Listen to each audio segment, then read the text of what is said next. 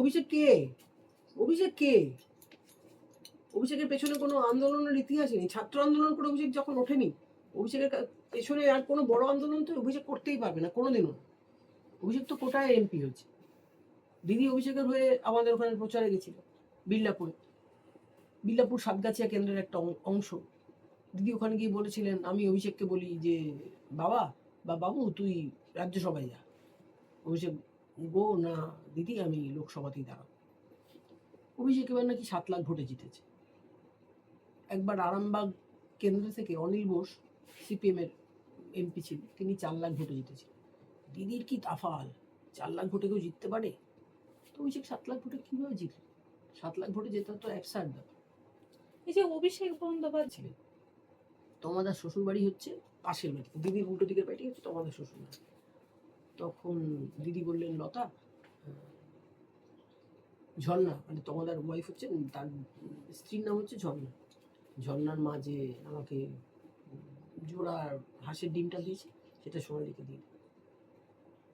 আমি ডিম ভালোবাসি, হাঁসের ডিম। তখন বললাম, বৌদি আমি তাহলে করি কি বলে আপনার সঙ্গে যাই। তো প্রেসকে মিট করতে দেন না, বলে সোনালি তোমাকে আর দেখাবে কেন? আমাকে তো প্রেস নিয়ে যাচ্ছে, আমাকে দেখাবে না। চিফ মিনিস্টার এখন এত ছয় মারছেন, মানে বর্তমান চিফ মিনিস্টার শুভেন্দু অধিকারী, যে তোমাকে আর দেখানোর অবকাশই পাবে না। দিদিকে এখন খবরে টিকে থাকতে হবে। সেই জন্যই যে অভয়ার বেলায় উনি নিরুত্তর ছিলেন বা কোনো বিচার দেননি, সেই মমতা ব্যানার্জিকেই এখন মোমবাতি হাতে মিছিল করতে হচ্ছে। ডিম ছোড়া হচ্ছে ডিম থেরাপি।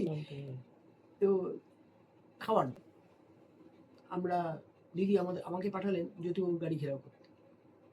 বললেন, মুটি তুই যখন চিফ মিনিস্টার যাবেন, জ্যোতিবাবু রাইটার্স থেকে বেরিয়ে যেতেন, তুই জ্যোতিবাবুর গাড়ি ঘেরাও কর। আমরা মুসলিম মেয়ে এসেছে, গাড়ি ঘেরাও করি। জ্যোতিবাবুর গাড়ি আমরা আটকাতেই পারলাম। মাউন্ট পুলিশে জ্যোতিবাবুর গাড়ি বার করে নিয়ে গেল। তখন মুসলমান মেয়ে সাজিয়েছে। তো আমার তখন বিয়ে হয়নি, 93 সাল, আমার 2000 সালে বিয়ে হয়েছে। একজন মেয়ে ছিল, তিনি এখন আর পৃথিবীতে নেই, শ্যামলী ভদ্র বলে, তার তখন বিয়ে হয়ে গেছিল। সে হাতে শাখা পলা পরে নামাজ পড়ছে। তখন মাউন্ট পুলিশ তো মেয়েরাও থাকেন পুরুষেরাও থাকেন। একজন বলছে, এই তুমি মুসলমান মেয়েরা কেউ শাখা পলা পড়ে? তখন শ্যামলীদি বলছে, হ্যাঁ আমরা পড়ি। একটা কষে লাঠির বাড়ি মারলো না, শ্যামলীদি কক করে উঠল। এইগুলো 21শে জুলাই। 21শে জুলাই একটা সেন্টিমেন্ট। এখন দিদি ডাকলে ডাক পান দিদির 21শে জুলাই?